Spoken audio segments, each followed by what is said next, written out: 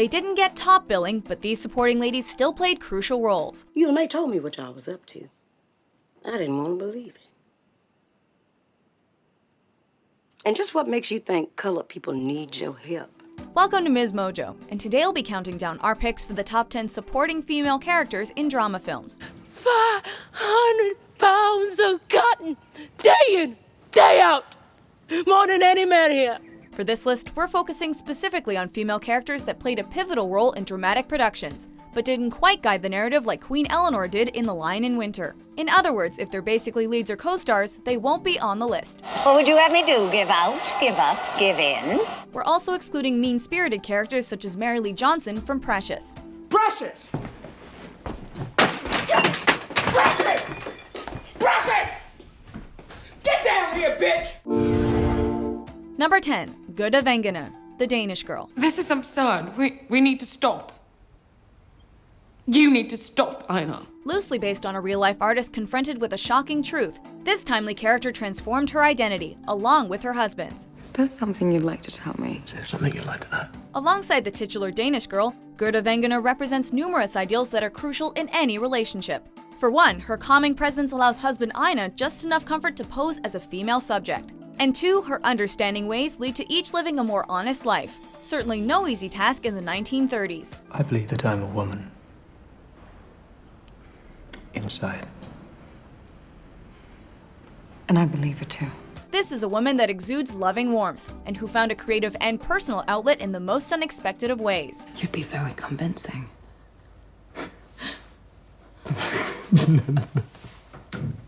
That is outrageous. Oh, you might even enjoy it.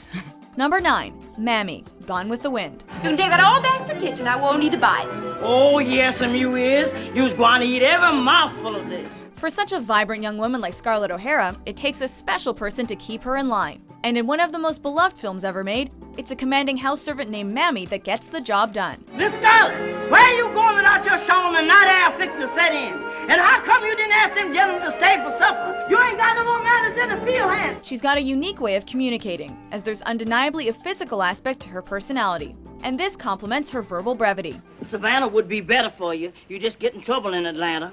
Yep, Mammy knows Scarlett all too well, but rather than conveying a negative vibe, she tries to make her a better woman.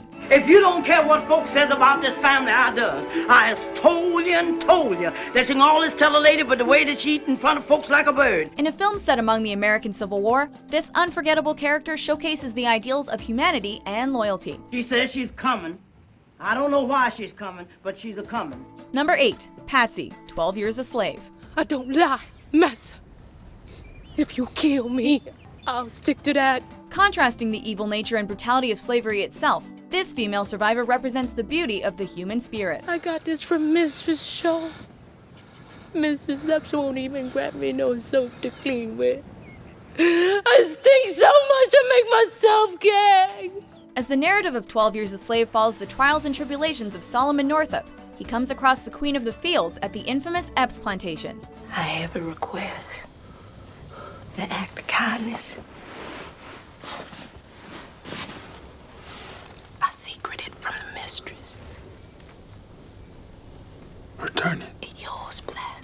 Undeniably beautiful both inside and out, Patsy's troubles highlight the mindset of slave owners at the time, and how only physical production would bring satisfaction. And during a most heartbreaking scene, Patsy conveys a variety of emotions in one single moment, reminding viewers of a dark time in American history. Your menfolk got no shame letting Patsy outpick you. They ain't yet come, she swung lower than 500 pounds. Queen of the Fields, she is. Number 7. Charlene Fleming, The Fighter. Skank. Don't call me skank. I'll rip that nasty hair right out of your f***ing head. While the bravado and big punches of the boxing world emphasize masculinity, the passing shots of female audience members don't always reflect the forces behind the proverbial fighters. I came here to make things right. Okay, let's make things right. Yeah. Number 1. You didn't knock down Sugar Ray Leonard. He tripped. In David O. Russell's biopic of Mickey Ward, it's the boxer's better half that fuels his resolve in the ring. Tough, loving, and supportive, Charlene Fleming stands out among a deeply chaotic family, and she defends not only Mickey's ideals, but also her own. You really think your family is looking out for you? Don't say that alone like that. What else can I say after what you told me? And as her husband serves as the composed central force of the film, it's Charlene's strong female presence that becomes his rock. No crazy time nonsense. That's how it's gotta be. Number 6, Minny Jackson, The Help. I done something terrible, awful to that woman, and now she know what I done. She's not terrible awful, but the same can't be said of her pie. In a film set in 1960s Jackson, Mississippi, Minny Jackson experiences moments of pure joy, contrasted by nonchalant and overt racism. Yet she remains intact as a force to be reckoned with. Have you lost your mind? No, ma'am, but you about to. 'Cause you just did. As part of the titular Help, Minny assists Skeeter Phelan in producing a societal truth to readers. But sometimes it's what Ms. Jackson doesn't say that stands out the most. They hate what they think I did. They hate you 'cause they think you white trash. She's raw and fears no one, yet she still understands that compromise is necessary to get by. Minny Jackson is the epitome of a self-assured woman living in a deeply flawed system, while her employer, Celia Ray Foote, leaves a lasting impression as well. You, cooking something? One of those upside-down cakes from the magazine? Number 5, Olivia Evans, Boyhood. This is the worst day of my life. As the hardworking single mother of the film's youthful subject, this woman literally changes before the viewer's eyes, due to the film's non-conventional production. Hey, I had a good meeting with Miss Butler this time. I kind of liked her. What did she say? Well, she said that you weren't turning in your homework assignments. And I told her I know he does them because I check them every night. In fact, Boyhood was filmed over 12 years, and as a direct result, Olivia Evans becomes more than just a typical movie mom. She watches her boy Mason grow into a young man, and in a way, he inadvertently leads Olivia to the brutal truth about the male void within the household. Mom, do you still love Dad? I still love your father. But that doesn't mean it was healthy for us to stay together. But not all women need a man in order to succeed. And while Olivia deserves happiness like anybody else, she demonstrates that it's crucial to love yourself first. I just thought there would be more. Number 4, Therese Belivet, Carol. I don't know what I want, and how could I when all I ever do is say yes to everything? In a timely coming-of-age story set in a more distant past, this woman views the world through a most unique lens.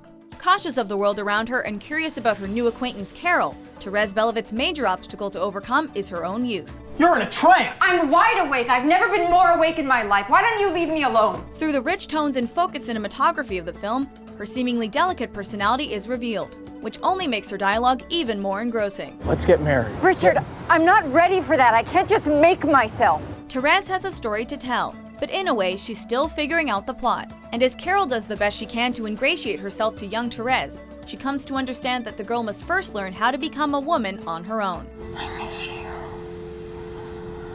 I miss you. Number 3, Stella Kowalski, A Streetcar Named Desire. Hey, Stella!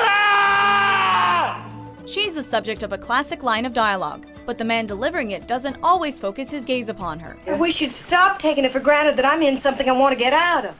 After taking in her sometimes chaotic sister, Stella Kowalski has even more drama to deal with, considering the unpredictable antics of husband Stanley. Where are your fox pieces? This is bushy Snow White ones, no less. Where are your white fox furs? Incidentally, she often takes a back seat in the narrative of A Streetcar Named Desire, even if she's the most stable and complex of the household. Stanley's always smashed things. On our wedding night, as soon as we came in here, he snatched off one of my slippers and rushed about the place smashing the light bulbs with it. For a 1951 film, Stella represents all the women that mean good and do good, but still fall victim to male bravado and feminine posturing.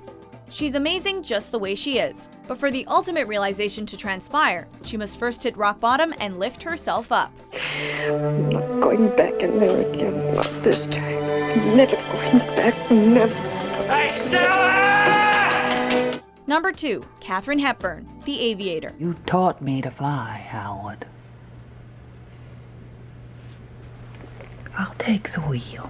Now you may think you know Katharine Hepburn the woman, based solely upon her iconic roles, But think again. I'm gonna take over just when I'm getting the hang of it. In Martin Scorsese's biopic of businessman Howard Hughes, complicated personalities are revealed as the cinematic icon massages the fragile psyche of her boyfriend. Movies are movies, Howard, not life.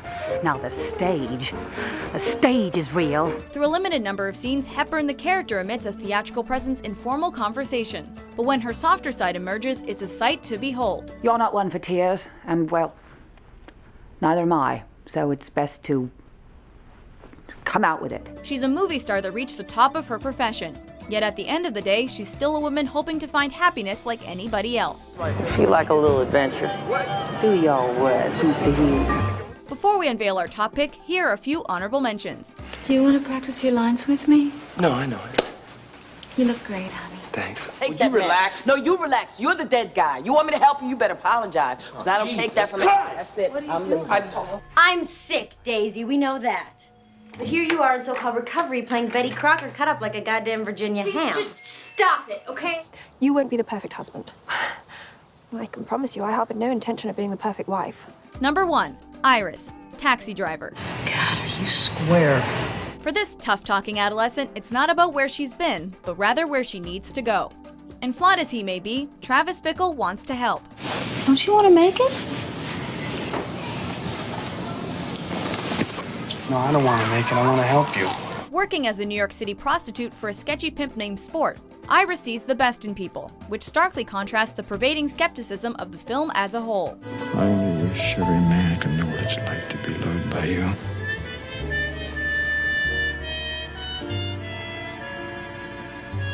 That every woman everywhere had a man who loves her like I love you. She doesn't ask all the right questions, but her inquisitive persona demonstrates that she can make a positive impact on others given the right opportunity. Why do you want me to go back to my parents? I mean, they hate me. Why do you think I split in the first place? Unfortunately, she's just not there yet. But with the right amount of help, she just may be on her way. Oh, look, can I see you again? That's not hard to do. Do you agree with our list? Who is your favorite supporting female character in a drama film? Hold on, those are Miss Haley's. She looked like the winning horse at the Kentucky Derby. All them flowers and bows. Got to have paprika. For more enchanting top 10s published daily, be sure to subscribe to MsMojo. You guys should listen to her. She's a smart lady. Thank you.